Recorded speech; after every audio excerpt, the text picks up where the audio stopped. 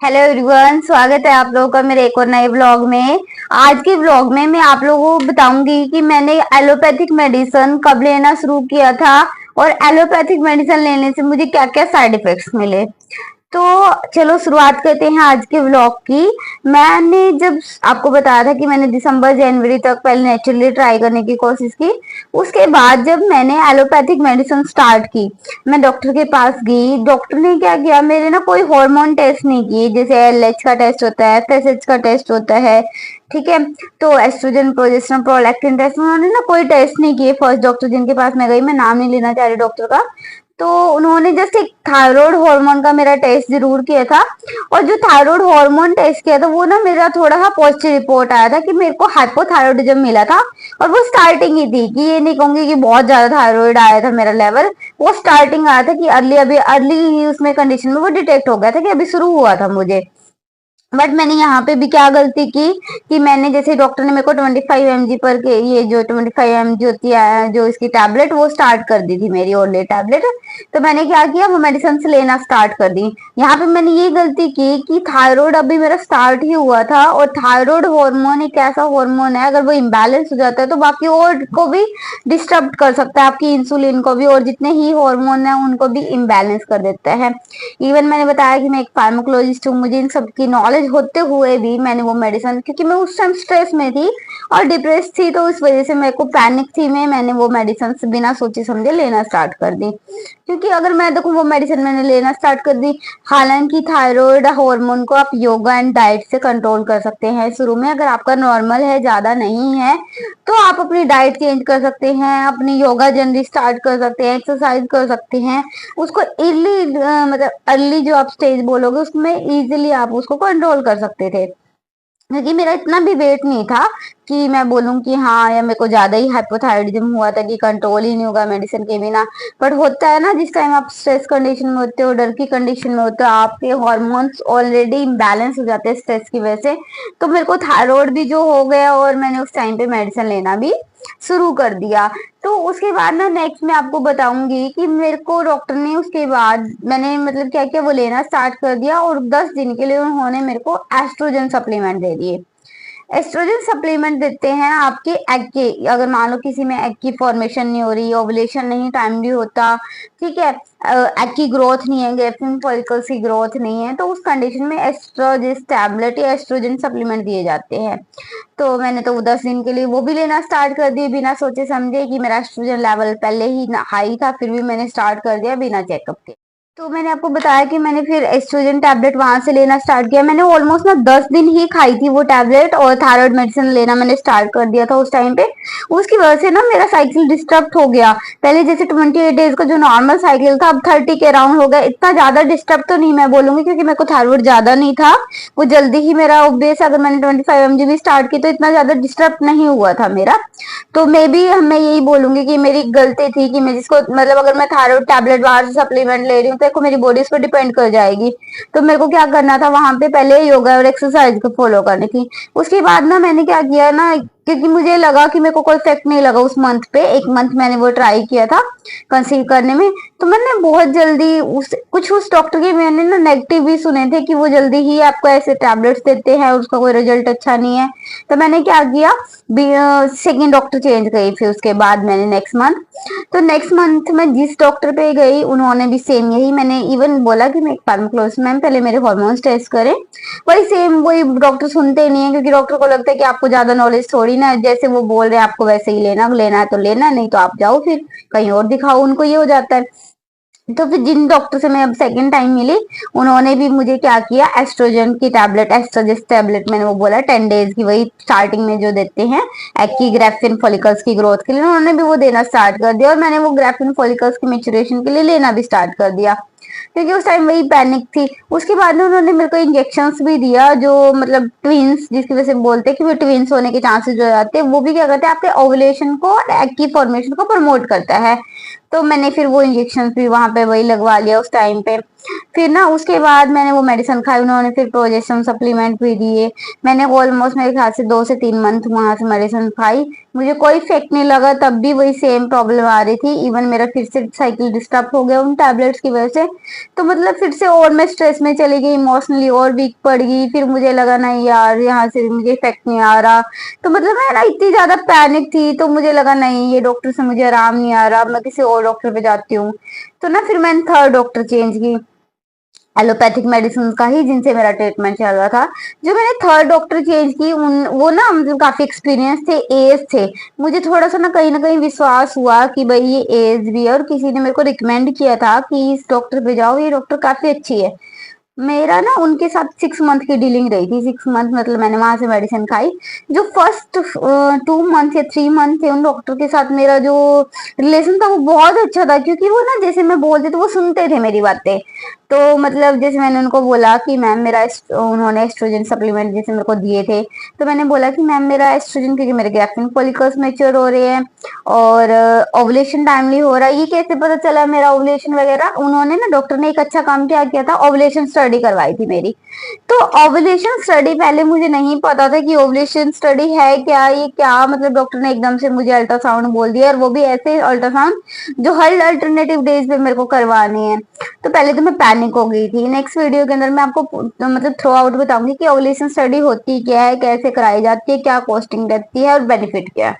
तो भाई ovulation study मेरे लिए मेरे को बेनिफिशियल लगी उस टाइम पे, क्योंकि मेरे को ना ओवुलेशन स्टडी से ये पता चल गया कि मेरी बॉडी एग का डेवलपमेंट कर रही है, ग्रैफिन फॉलिकल्स मेरी बॉडी में बन रहे हैं, और ओवुलेशन भी मेरी बॉडी टाइमली इंड्यूस करा रही है।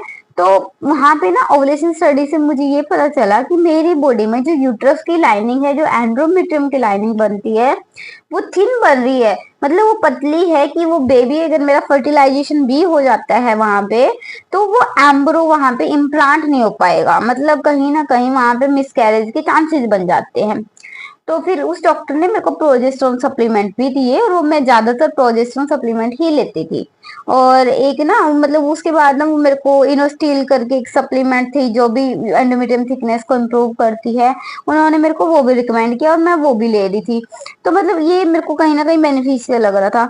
तो मैंने उनकी भी मेडिसिन वही हर मंथ में ओवुलेशन स्टडी भी करवा रही थी। 3 महीने तक तो मैंने उनकी बिल्कुल, कि आप एक क्वेश्चन भी नहीं पूछ रहे हो डॉक्टर को, आपने बोला है कि आप ट्रस्ट बिल्डअप कर चुके हो उस डॉक्टर के साथ, आपको लग रहा है कि डॉक्टर जो दे रहा है आपको सही दे रहा है और आपको हो जाएगा।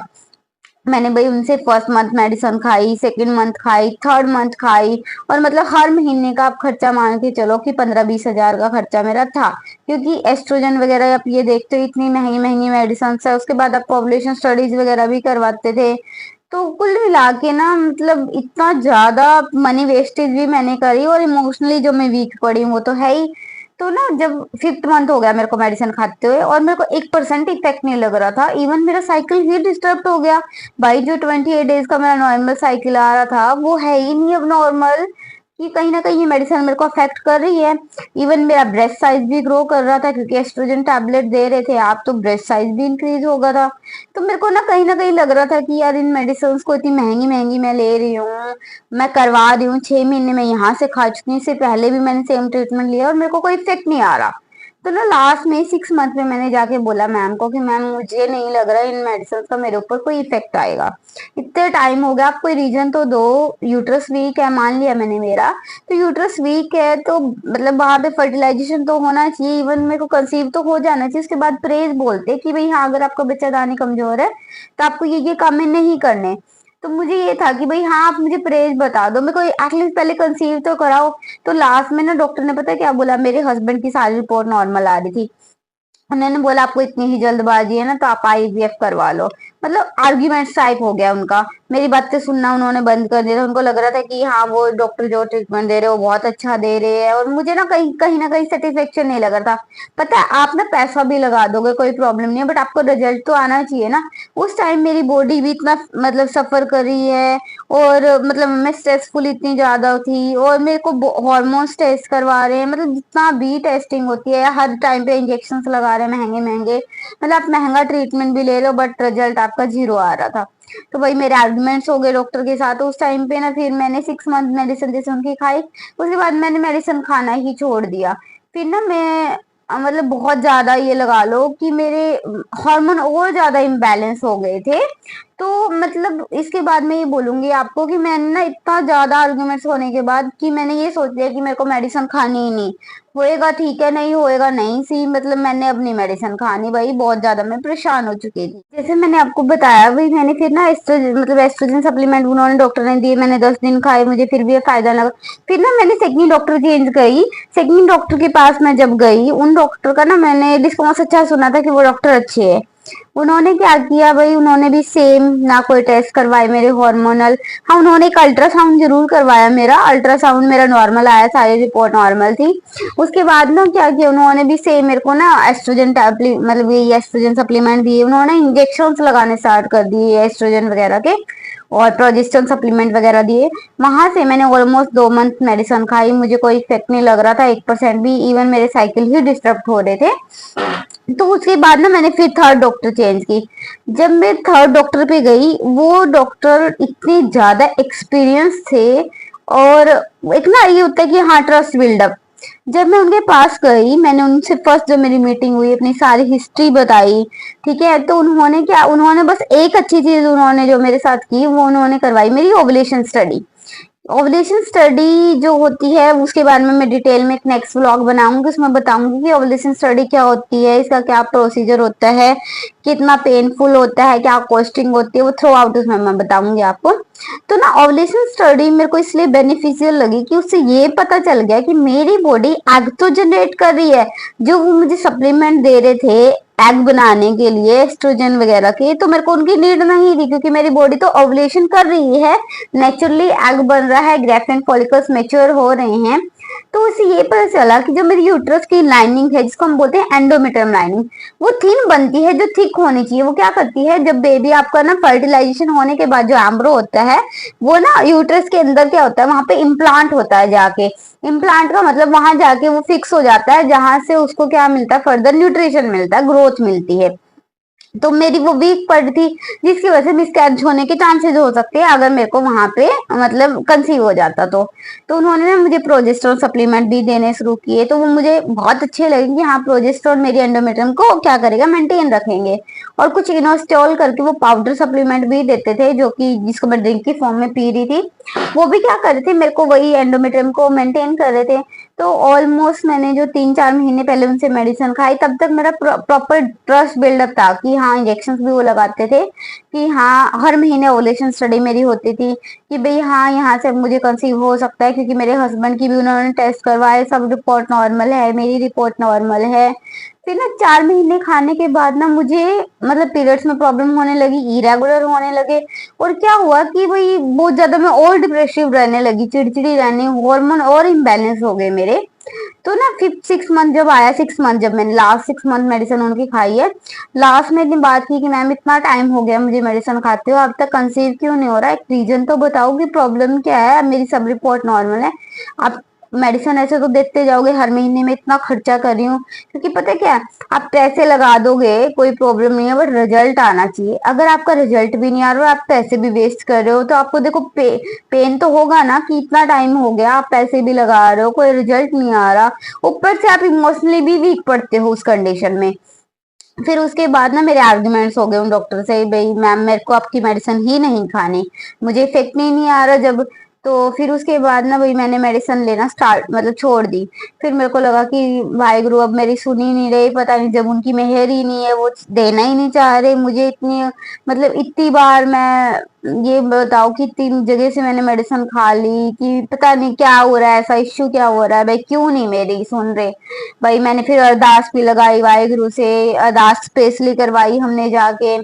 उसके बाद ना मतलब लगाओ जिसने जो बोला ना, मैं इतनी इमोशनली वीक थी कि आप उस गॉड को पूज लो, आप श्याम बाबा की पूजा करो, या खाटू श्याम जी से मांगो, या अब चतुर्थी आ रही है आप गणेश जी की पूजा करो, मतलब जो जिसने बोला मैंने वो ही करा। आप यकीन ना मानो, क्योंकि उस टाइम ना आप इतने पैनिक होते हो, आप जब माँ नहीं बन पा रहे तो आप हर काम करते हो जो भी आपको कोई सजेस्ट करता है। तो मैंने हर एक वो चीज की जो भी मुझे लगा कि हाँ इससे मुझे हो सकता है। तो भाई इन कंडीशन से एलोपैथिक मेडिसिन से मुझे साइड इफेक्ट्स भी आए जो कि पोस्ट प्रेगनेंसी मुझे पता चला। ये सारी बातें मैं आपको बाद में बताऊंगी और व्लॉग बनाऊंगी जिसमें मुझे पता चला कि मुझे और क्या क्या डिसीज होगी इन मेडिसिन की वजह से। तो मैं ना इस वीडियो के थ्रू आपको ये सजेस्ट करना चाहूंगी कि जब भी आप एलोपैथिक ट्रीटमेंट पे जाओ, सबसे पहले तो जल्दबाजी नहीं करनी, क्योंकि मेरे ख्याल से मैंने 6 महीने नेचुरली ट्राई करने के बाद जब भी मुझे नहीं हुआ मैं एलोपैथिक पे चली गई। एलोपैथिक पे पहली बात, अगर आप चले भी गए तो गलती क्या करते हैं, आप कोई हार्मोन टेस्ट नहीं करवाते, जैसे मैंने नहीं करवाया। मेरे को पता था जबकि देखो, फिर भी मैंने नहीं करवाए। डॉक्टर ने नहीं लिखे तो मैंने भी नहीं करवाए, वो मेरी गलती थी। अगर डॉक्टर आपको रिकमेंड नहीं कर रहा हार्मोन टेस्ट, सबसे पहले आप अपने हार्मोन टेस्ट करवाएं कि आपका एफएसएच का, एलएच का, प्रोलैक्टिन का, एस्ट्रोजन, प्रोजेस्टेरोन ये लेवल आपके नॉर्मल है। कहीं वो जो सप्लीमेंट आपको देंगे अगर वो एक्सेसिव भी होंगे तो उनका क्या होगा, साइड इफेक्ट ही होंगे ना आपकी बॉडी के अंदर। हार्मोन की साइड इफेक्ट सबसे गंदे साइड इफेक्ट्स है जो आपको कोई ना कोई मेजर डिसीज कॉज कर देंगे भाई, जिनका कोई ऑपरेशन के सिवाय ट्रीटमेंट भी नहीं होगा। तो आप पहले अपने टेस्ट करवाएं, अगर आपकी रिपोर्ट अब नॉर्मल आती है तब जाके वो सप्लीमेंट्स पे जाएं आप। दूसरा, जैसे अगर आपको भी थायराइड की प्रॉब्लम मिलती है तो एकदम से, अगर अभी अर्ली स्टेज है आपकी, तब आप मेडिसिन लेना नहीं स्टार्ट करें। तब आप योगा करें, एक्सरसाइज करें और अपनी डाइट पे कंट्रोल करें, उसको इजीली आप कंट्रोल कर सकते हैं। उसके बाद अगर आपको थायराइड का लेवल ज्यादा ही आ रहा है या फिर आप कंसीव कर चुके हो तब आपको थायराइड की प्रॉब्लम आ रही है, तब आप मेडिसिन ले सकते हैं। तो आज की वीडियो के थ्रू मेरा यही सजेशन था, और नेक्स्ट वीडियो, नेक्स्ट व्लॉग के अंदर मैं आपको और अपनी जर्नी शेयर करूंगी और एक्सपीरियंस शेयर करूंगी। अगर आपको कंटेंट पसंद आ रहा है तो मेरी वीडियोज को लाइक करें, चैनल को अभी सब्सक्राइब करें क्योंकि अभी नया चैनल है। आपके लव एंड सपोर्ट की बहुत ही जरूरत है मुझे। Thank you.